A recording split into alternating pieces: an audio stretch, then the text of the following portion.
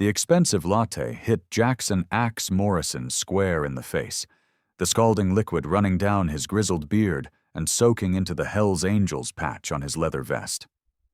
The 19-year-old college kid stood there laughing, his 3 fraternity brothers joining in like it was the funniest thing they'd ever seen.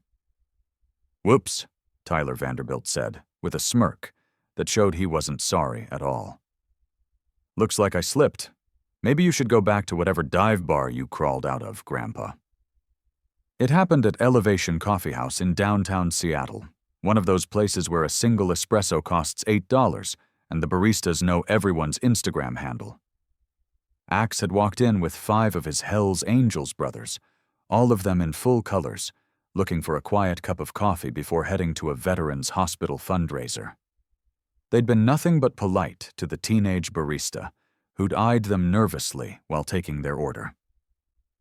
Before we continue, if you believe in karma and standing up to entitled bullies, subscribe to Bike Diaries. These stories remind us that money doesn't buy class and respect must be earned. Tell us in the comments where you're watching from. Tyler Vanderbilt Jr. came from tech money. His father had founded one of Seattle's most successful startups and sold it for $500 million. Tyler had grown up in a Bellevue mansion, driven a BMW since his 16th birthday, and attended the University of Washington on a legacy donation of $2 million that had nothing to do with his mediocre grades. He'd never been told no in his entire privileged life.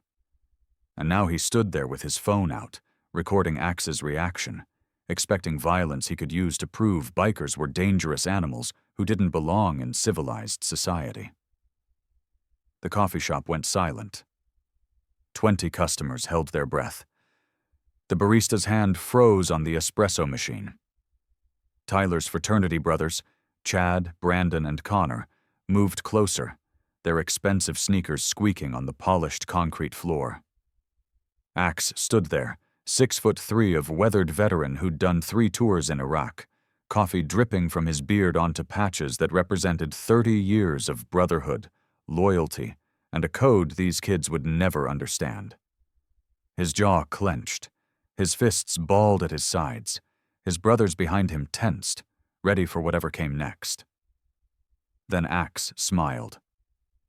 It wasn't a friendly smile. It was the smile of a man who'd seen real combat, real enemies, real consequences, and knew that this spoiled child was about to learn a lesson his daddy's money couldn't protect him from. "Snake?" Axe said calmly, not taking his eyes off Tyler. "Make the call." Tyler laughed louder. "What, calling more biker trash? My dad's lawyers will have you arrested before you even—" "Not lawyers," Snake interrupted, already dialing. "Something better." Within 8 minutes, the street outside Elevation Coffee House began to rumble.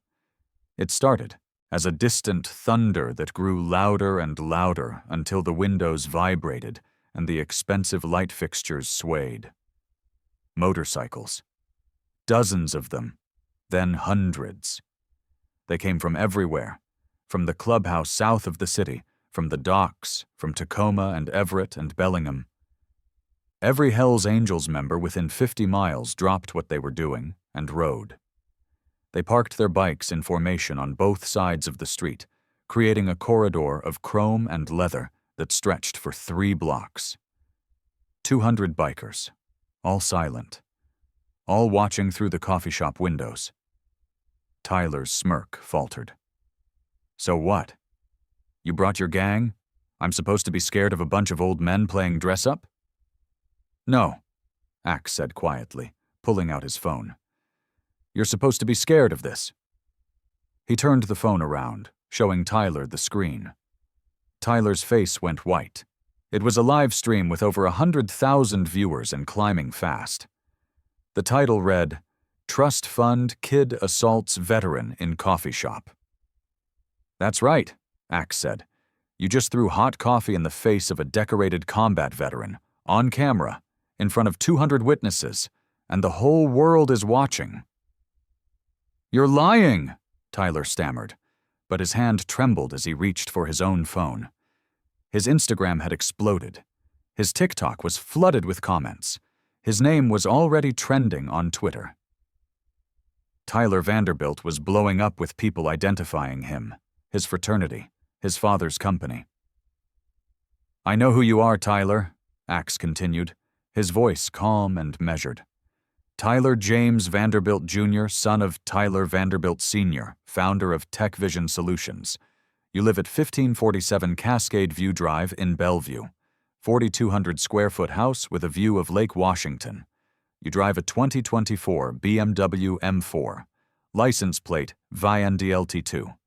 You're a sophomore at UW Delta Sigma Phi fraternity, on academic probation for a 2.1 GPA despite your father's donations." Tyler's face went from white to green.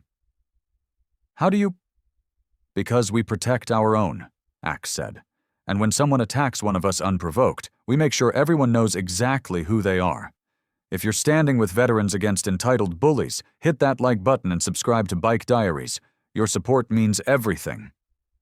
Rex, one of the other bikers, held up his phone, showing multiple screens.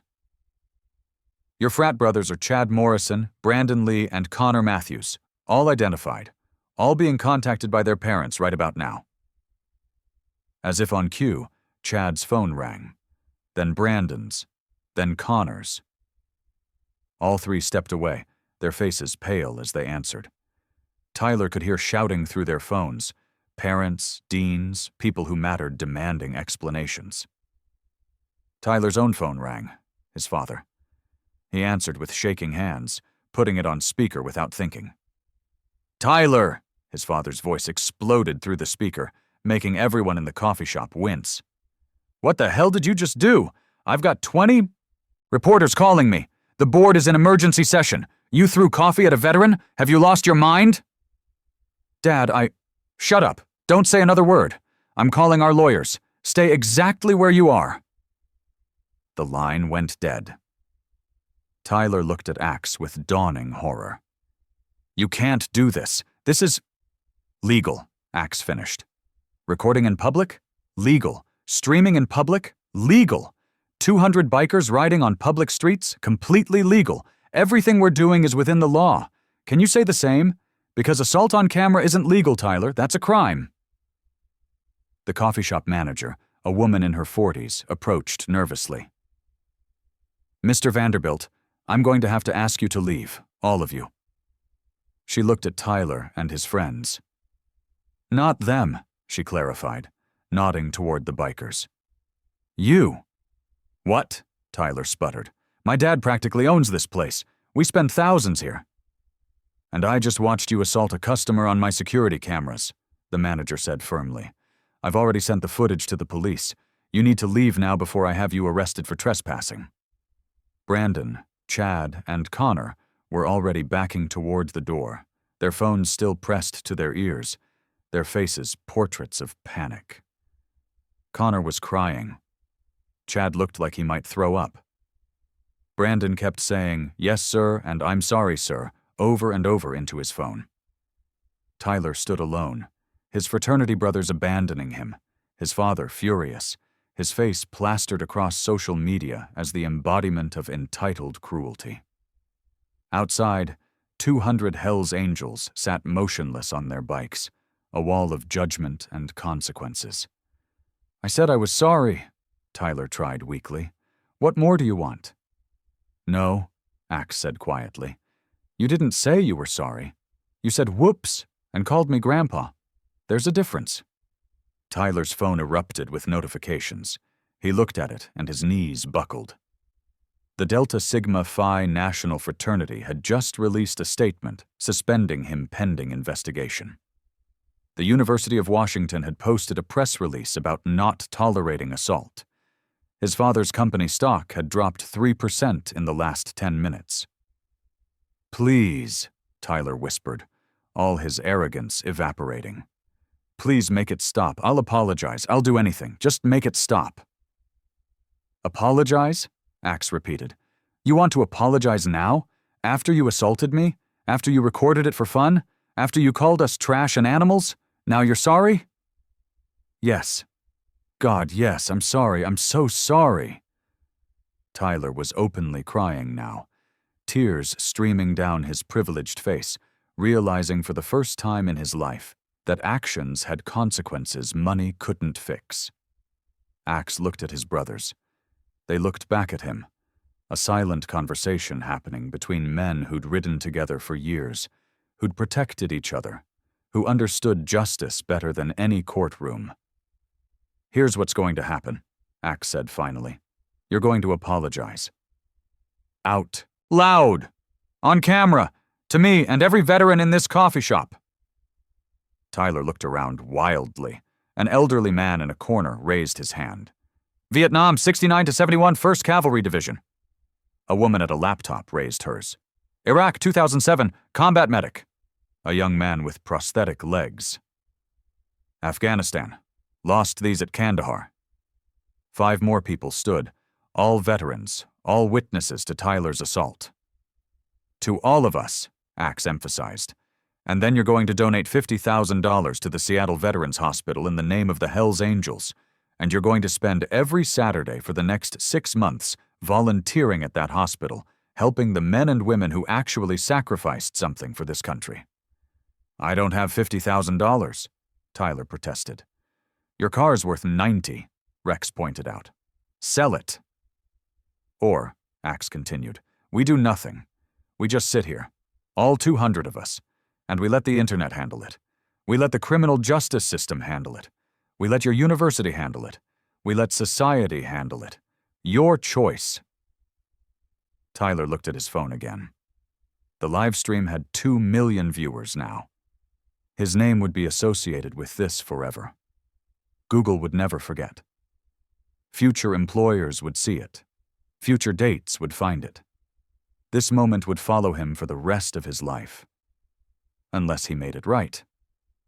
I'll do it, Tyler said, his voice breaking. All of it. I'll apologize. I'll volunteer. I'll donate. Just please, please make it stop. Axe nodded to Snake, who stopped the live stream. But he didn't delete it. The video would stay online forever. A permanent record. A permanent reminder. Tyler stood in the center of the coffee shop, facing Axe and the other veterans. His phone was recording again, but this time for a different reason. My name is Tyler Vanderbilt, he said, his voice shaking. I threw hot coffee at a veteran today because I thought it would be funny, because I thought I was better than him, because I've been a spoiled, entitled brat my entire life and nobody ever told me no. He was crying openly now, but he kept going. I'm sorry. I'm so deeply, completely sorry. To Mr. Morrison, to all the veterans here, to everyone I've hurt with my actions. I was wrong. I was cruel. I was everything my parents raised me not to be. He turned to the elderly Vietnam veteran.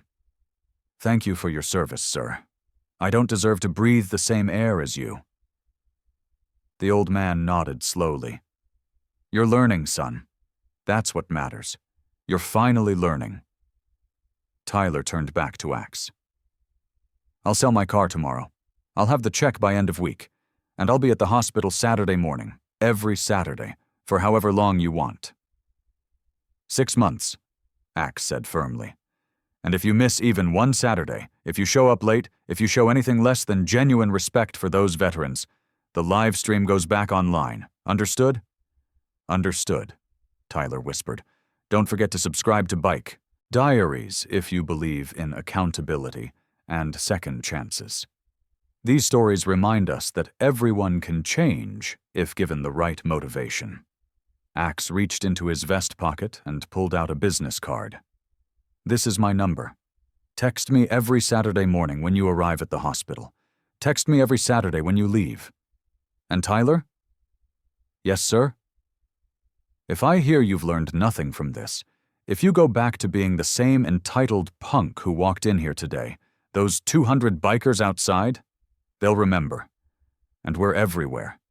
Every coffee shop, every bar, every road. You'll never know when you might run into us again. So I suggest you actually change. Tyler took the card with trembling hands. I will. I promise. I'll change. I'll be better. The Hells Angels filed out of the coffee shop one by one. Axe last.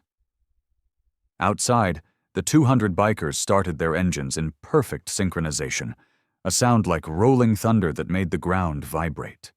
They rode away slowly, deliberately, a parade of power and restraint. Inside, Tyler collapsed into a chair, his fraternity brothers gone, his privilege shattered, his future uncertain. The coffee shop manager brought him a glass of water. "That could have gone much worse," she said quietly. "They could have hurt you. They could have let the police arrest you. They could have done nothing and let the internet destroy you completely. Instead, they gave you a chance to make it right. Don't waste it." Tyler looked up at her with red, swollen eyes. "I won't. I swear I won't."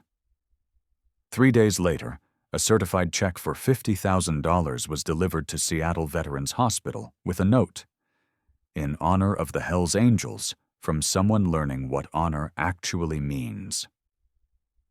Tyler Vanderbilt. That Saturday morning at 8 a.m., Tyler showed up at the hospital in jeans and a plain t-shirt, his BMW sold, driving a 10-year-old Honda Civic instead. He texted Axe a photo of himself standing in front of the hospital entrance. Axe replied, "Good. Now go earn your redemption." Tyler spent that Saturday, and every Saturday after, pushing wheelchairs, delivering meals, sitting with elderly veterans who had no family, listening to their stories, learning what sacrifice actually meant. Some of them recognized him from the video. Most of them gave him a chance anyway, because veterans understand that everyone makes mistakes, and everyone deserves an opportunity to be better. 3 months into his service, Tyler was in the hospital cafeteria when Axe walked in, accompanied by Rex and Snake. Tyler stood immediately, his heart racing, unsure if this was a test or a judgment. "Sit," Axe said, not unkindly. They joined him at his table. "The staff here says you've been showing up early and staying late." "Yes, sir," Tyler said quietly. I like it here. These men and women, they've given so much. Helping them is the least I can do." "Changed your major, I heard," Rex added. Tyler nodded. "Social work, with a focus on veteran services. I figured if I'm going to spend my father's money on college, it should be for something that actually matters." Axe studied him for a long moment. "You could have done the minimum, Tyler. Showed up, put in your time, checked the boxes. But you didn't. Why?" Tyler looked down at his hands, no longer manicured, now rough from manual labor and genuine work. "Because I was exactly what you said I was, a spoiled brat who'd never had to face consequences. You gave me consequences, but you also gave me something else. You gave me a purpose. These people," he gestured around at the veterans in the cafeteria, "they matter more than anything I've ever done with my life. Helping them makes me feel like maybe I'm not completely worthless." "You're not worthless," Axe said quietly. "You were lost. There's a difference. Lost people can find their way. You're finding yours." He stood up, extended his hand. Tyler shook it, feeling the calluses and strength in that grip, knowing he was holding the hand of a man who'd given him the greatest gift of his life: accountability. "Keep doing what you're doing," Axe said. "And Tyler, welcome to being a decent human being. It suits you better than being a punk." 6 months later, Tyler completed his volunteer commitment. But he didn't stop. He kept showing up, kept helping, kept learning. He joined the university's Veterans Support Program. He organized fundraisers. He used his father's connections not for personal gain, but to secure donations for veteran causes. A year after the coffee shop incident, Tyler was at a Hells Angels charity event, volunteering to serve food at their annual Thanksgiving dinner for homeless veterans. Axe found him in the kitchen, sleeves rolled up, washing dishes. "Never thought I'd see Tyler Vanderbilt washing dishes," Axe said. Tyler turned, smiled. A real smile now. Not the smirk of entitlement, but the genuine expression of someone who'd found meaning. Never thought I'd find purpose in it. Turns out my dad was wrong about a lot of things. Money doesn't make you important. Service does. Your old frat brothers? Axe asked. Chad's at his family's company. Still the same entitled punk. Brandon dropped out. Last I heard he's in rehab. Connor transferred to another school. Tyler shrugged. I don't talk to them anymore. Different priorities. And you? I'm applying to graduate programs for social work, specifically veteran mental health counseling. Figured if I'm going to dedicate my life to something, it should be to the people who dedicated their lives to protecting mine. Axe clapped him on the shoulder, a gesture that 6 months ago would have been threatening but now felt like approval, like acceptance. You did good, kid. You took the worst moment of your life and turned it into something meaningful. That takes courage. I learned from the best, Tyler said. You could have destroyed me that day. Hell, you should have. Instead, you gave me a chance to be better. I'll spend the rest of my life trying to deserve that chance. Before you go, tell us in the comments. Do you believe people can truly change? Do you think Tyler deserved his second chance? Your thoughts matter to us. The video of Tyler throwing coffee at Axe never disappeared from the internet. It's still out there, a permanent record of his worst moment. But now, when people search his name, they also find the follow-up videos. Tyler volunteering, Tyler organizing fundraisers, Tyler speaking at veteran events about privilege, accountability, and redemption. The Hells Angels kept the original video on their website with a new caption. The day we taught a lesson without throwing a punch. This is what real power looks like. Axe never washed that coffee-stained vest either.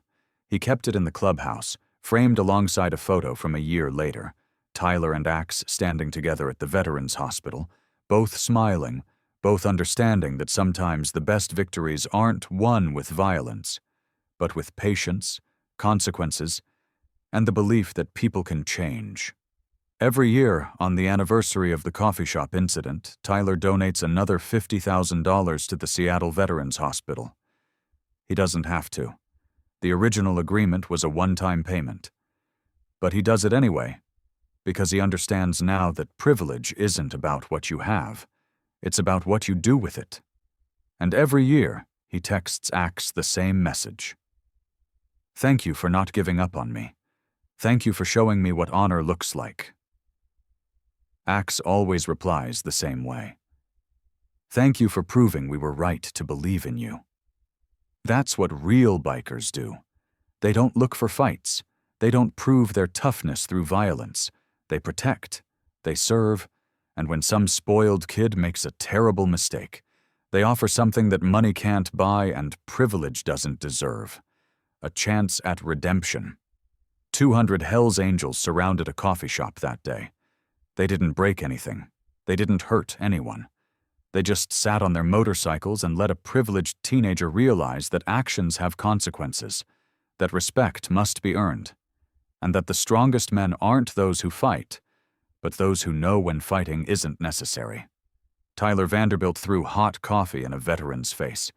The veteran threw back something more powerful: accountability, consequences, and ultimately, compassion. Money couldn't save Tyler from the internet. Lawyers couldn't protect him from going viral. His father's influence couldn't erase the video. But a group of bikers who society dismisses as criminals? They saved him. Not from the consequences of his actions, but from becoming someone beyond redemption. They gave him the one thing his privileged life had never required: genuine change. If you believe in second chances, in accountability, in the power of redemption, subscribe to Bike Diaries. Share this story with someone who needs to remember that it's never too late to become a better person, but it requires genuine change, not just empty apologies. Rich kid threw coffee at a biker. Biker threw back truth, consequences, and ultimately redemption. That's real power. That's real strength. That's what heroes do.